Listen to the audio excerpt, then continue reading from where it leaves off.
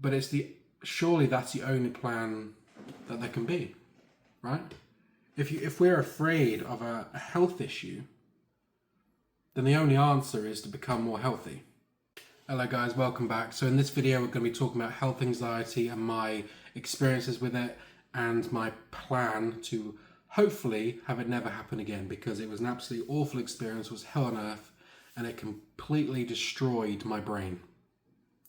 It destroyed me, it affected my personality, it affected how I interacted with the world and my outlook on it. So it mostly centers around peeing blood in urine, microscopic and macro, right? Visible. This all started around 2018.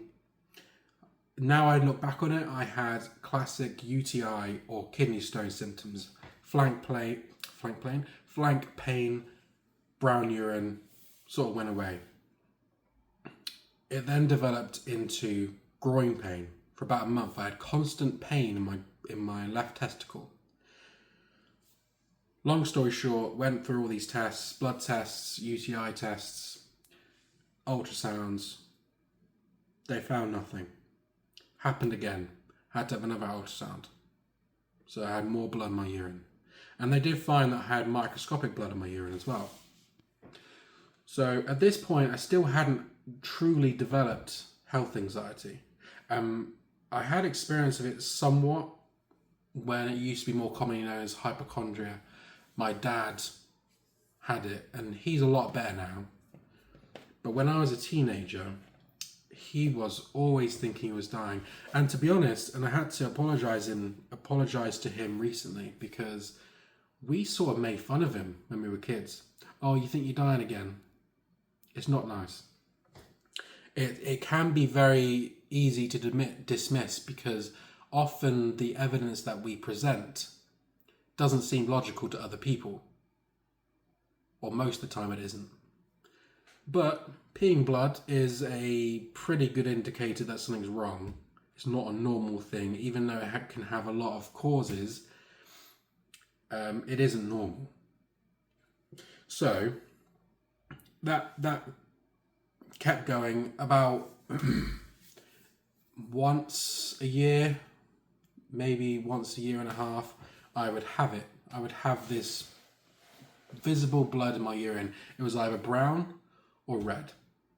And after my second ultrasound, this was years ago, they offered me a cytoscopy, which is a camera through your urethra into your bladder. Because obviously the ultrasounds weren't clear enough, so if you have like really small kidney stones, for example, they probably won't show up on an ultrasound. You'd need like a CT scan or a camera. CT scan for the kidneys. A camera would only show it if it's actually passed into your bladder. But because I was a wimp, and because I was already going through mild health anxiety, but it wasn't full blown, I just wanted it to end. So I was sort of happy with the 2 ultrasounds that I'd already had. So I continued living my life, and it would happen, as I said, a few times over the course, like once a year. And it would come in like a little bit of a wave. So I'd have it, and then about a week later I'd have it again. And it actually acts the same way as my nosebleeds. I get quite a few nosebleeds. They happen about once a month. And I'd have one, and then the next day I'd have another one, and then it goes away. And this was behaving in a similar way. Obviously they're not connected, because that's up here and that's, down there. But it was behaving in a similar sort of way. And I did over time notice a pattern that when I did pee blood, either brown or red. It was usually after I had exerted myself in some way. I'd lifted something heavy. I remember when I was a carer, the old couple that I was like sort of looking after, they asked me to move a chair. I lifted it weirdly, and then I peed blood when I went to the toilet afterwards. And every time this happened, I went to the doctor. They do their tests. Yes, there's blood in it. Yes, I know that. Thank you. They do their tests, check for UTIs, and it didn't really, because I already had those ultrasounds, nothing actually really progressed until September 2023. So that year was probably my best year. Earlier that year, just before Easter, I had been promoted to manager of a vape shop that I worked at, even though I don't vape or smoke. And then I also got romantic with a colleague of mine who I'd been eyeing up for a while, and I felt really good. So that was probably the most confident I had been for a very, very long time. I had dealt with depression, anxiety all my life, basically, and that was like a highlight that I can think of, that period. I'd have also just done a 3-week fast. It was also when I started making videos for Instagram. Daily fasting videos, weight loss. In total, I lost about 60 pounds. So it was the most confident I ever felt, and it was also the slimmest I've been for many, many years. I'm 360 something pounds at the moment. I got down to 270 at that time. So a complete difference. And I was actually, for the first time, able to attract someone that I actually found really, really attractive. And is objectively attractive. But around September, my mental health started to go down again. And at the same time, I had started peeing blood again. And each time it happens, I basically forget about it. Because there's such a long gap between each one, it's always shocking to see blood in your urine, right? But because I kind of forget about it, it's like, oh, there's been enough time now for something to develop in the meantime. It could have a different cause. So because my confidence in that and my mental health was going down a bit, I started to have more symptoms. So I had the blood and urine. I started having, this isn't related to my bladder, obviously. I started having chest pain that went through to my back, like a straight line. Never had that before. The cyst in the back of my neck got infected. And I never went to the doctor for it. But it was the worst pain I've ever experienced my whole life. Just bending over, it felt like it was pulling away from my spine. It was the worst pain, and I can definitely see how people a few hundred years ago would die of infections. Completely. How you become really, really ill from it. Anyway, so I had that. It was a perfect storm of new things, and then the health anxiety, the whispers started a lot louder than before. What if it's not a cyst? What if it's a tumour? What if it's lymphoma? What if your chest pain is tumours covering your spine or in your chest cavity? At the same time of this, I started to see, and you probably even noticed at the time, that a lot of YouTubers, it'll pop up, they'll make their cancer announcement video. I've got cancer. I've got X amount of time to live. And I should say that my health anxiety centers around cancer solely. I think it's more typical to have health anxiety that is everything, like heart attacks, heart disease, all this other stuff. I would rather have a heart attack, honestly. I'd rather think I was having a heart attack than thinking I had bowel cancer. So it started to spiral. You'd start to see news articles, colon cancer is now appearing in people in their 30s.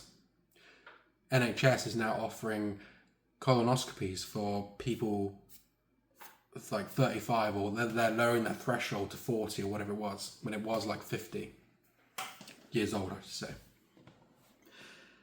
All this started to pile up, and I'd gone to the doctors for a blood test, and I wanted to get myself sort of healthy. I wanted a diabetes check because I was convinced it wasn't unrealistic to think that I had diabetes, because I'm very, very heavy. I had sort of symptoms of it. I'd get a bit shaky with if I didn't have sugar or, certain things. So I wanted to have a test, but they didn't actually give me the diabetes test. They gave me a general blood test. In that blood test, it showed that I had elevated ALT levels from my liver. Because I'd watched a video about a guy who had bowel cancer that had spread to his liver, I thought, well, I eat like crap. I'm getting all these weird symptoms. Obviously, I've got cancer and it's spread around the body. Even though all my other markers were fine, and that it's not absolutely indicative, you can have normal markers and still be ill. I then had to wait about a month to have another blood test because they need to check if it's just an anomaly or not. This time the alt levels were even higher.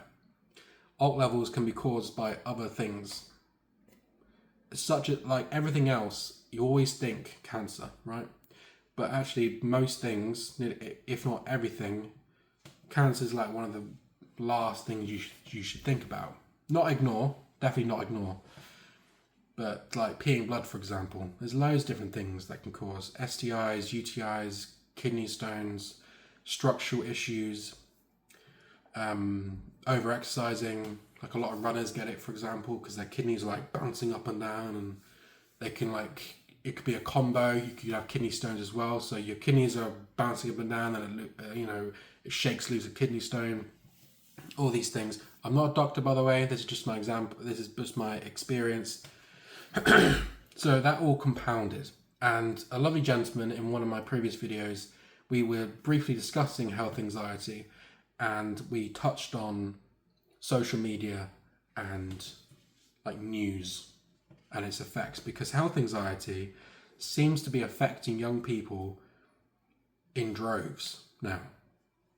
Anxiety in general, really. So it's manifesting in all these different ways. So when you keep being exposed to all this stuff, I had convinced myself that I was dying. I had no future. I remember talking to my mum after the doctors, and I said to her, teary-eyed, I don't think I have a future anymore. Every plan I had to, in my head, right, that's not going to happen because I have to get through this first. And it was very, very upsetting, but it was absolutely crippling. I think having mental distress like that is worse than having physical distress. Obviously, there are things that I've never experienced. I've never experienced torture, at an extreme end. There are obviously physical things that are worse than, being chronically worried and fearful. But you can't sleep. I'd walk into a shop and I'd see a pretty girl and I'd look away straight away, because I thought, well, I'm never going to be able to have kids. I'm never going to be able to be with anyone because I'm going to be dead soon. And it just spiraled and spiraled, and I got so depressed, and I was crying every day, and I was shaking.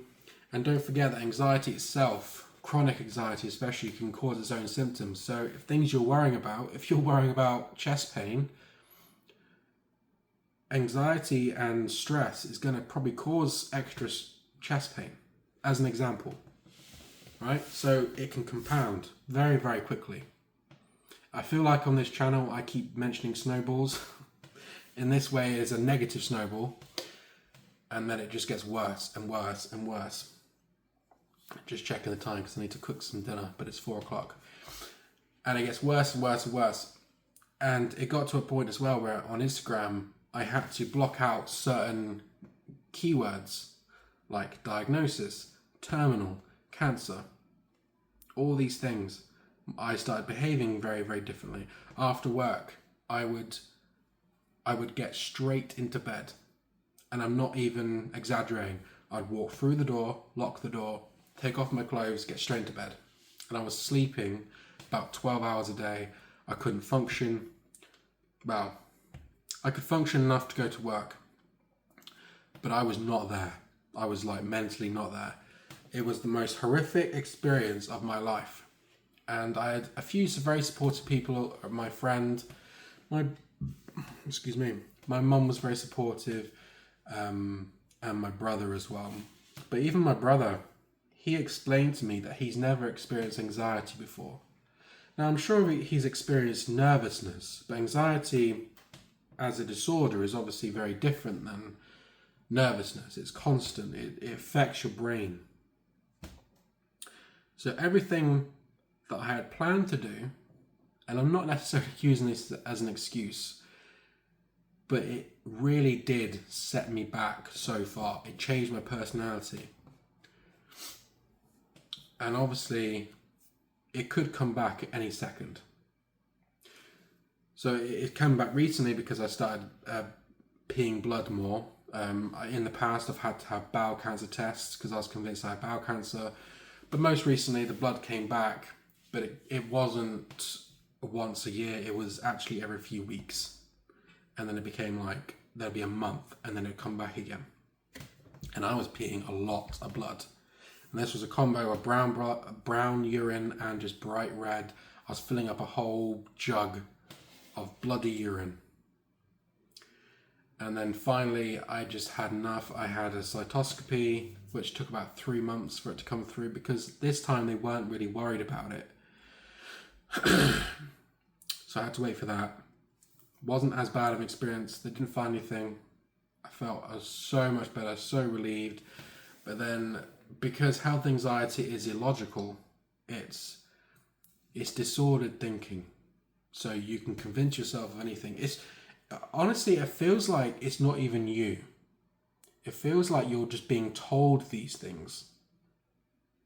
And it seems like no matter how much you try and be rational and logical, it doesn't seem to work. So my actual plan to not have this happen again, hopefully, is to be as healthy as possible. As simple as that sounds, the healthier you are, both physically and mentally, the less opportunities that these things are actually going to happen, the things you're actually afraid of. So if you're slim, if you're overweight now and you've lost all the weight, that already puts you way ahead, because the things you're afraid of, much less likely now, right? If you build some muscle, there's evidence that the more muscle you have, I'm not a doctor, I'm not a researcher, it's just things I've read. The more muscle you have, the less likely that all-cause mortality will occur. So everything that can kill you is less likely if you have more muscle. The better your cardiovascular system. I can go on. You get the picture. You get the point. The healthier you are, obviously, the less chance that these things are going to happen. And even if they do happen, you're much better equipped to deal with them, right? So you knowing that you're as healthy as you can be already puts you ahead, physically and mentally. It's like the whole maybe I should stop talking about it, but the having my flat nice and tidy. I know that anyone can come round and not be absolutely horrified. Similarly, if I'm as healthy as I can be, I know that 1, I've done everything I can, and 2, everything is much less likely to happen. Cancer, heart attacks, heart disease, stroke, dementia, all these things. Everything that we're afraid of is much less likely to happen. So that's my plan. As simple as it sounds, but surely that's the only plan that there can be, right? If we're afraid of a health issue, then the only answer is to become more healthy, logically, right? If you're afraid of money issues, the answer is to become more responsible, make more money, etc., be in a better financial position. So it's only logical, right? And I do think that has the ability to affect health anxiety. Even when I was at the height of it, I did a 30-day fast. A whole month without eating. because of the evidence that fasting was, you know, good for you in terms of autophagy, cell health, and that's a big thing when it comes to cancer. And also, obviously, it strips away fat. Less fat you have, the healthier you are. The less opportunity there is for things to go wrong. But nothing has really helped as much as getting reassurance that it's actually nothing, or at least it's not as bad as you might think. Like, I had an ultrasound of the liver. There was nothing on there. They found fatty liver. And then after my cytoscopy was clear, I still had the nagging thought that they had missed kidney cancer. So I didn't want to wait 3 months again to have an ultrasound through urology.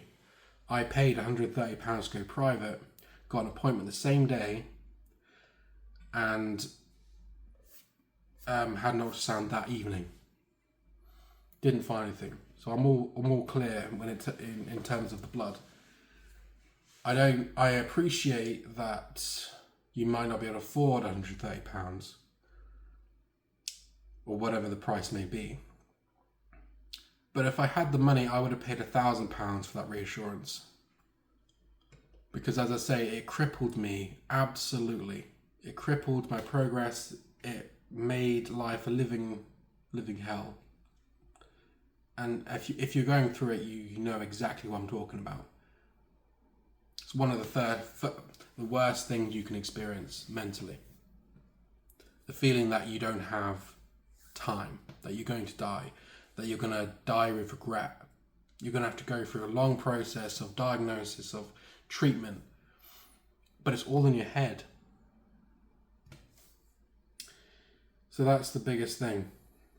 And one last thing, I know this video is getting long now, so only the most dedicated people are still at this point.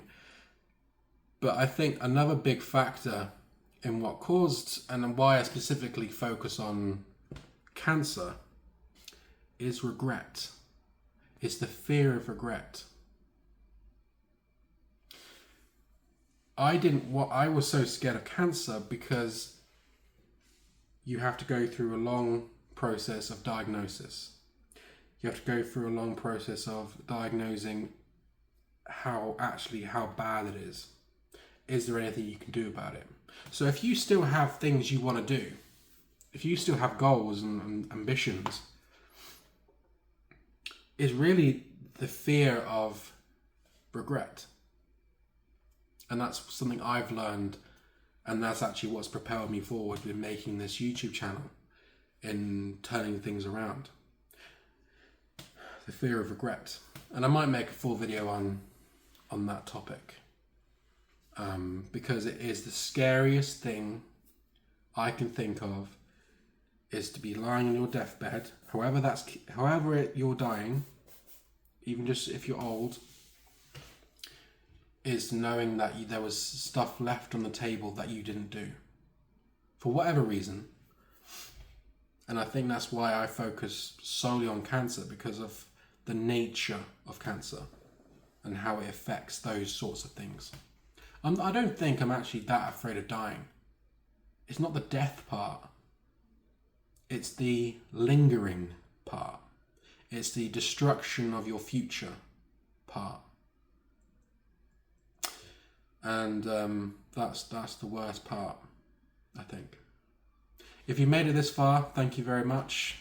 And if you do suffer with health anxiety, please, share your experience in the comments below. Hopefully my experience has helped you, at least provide some context, maybe some reassurance. I don't know. I don't feel like I really helped necessarily, but you're not alone.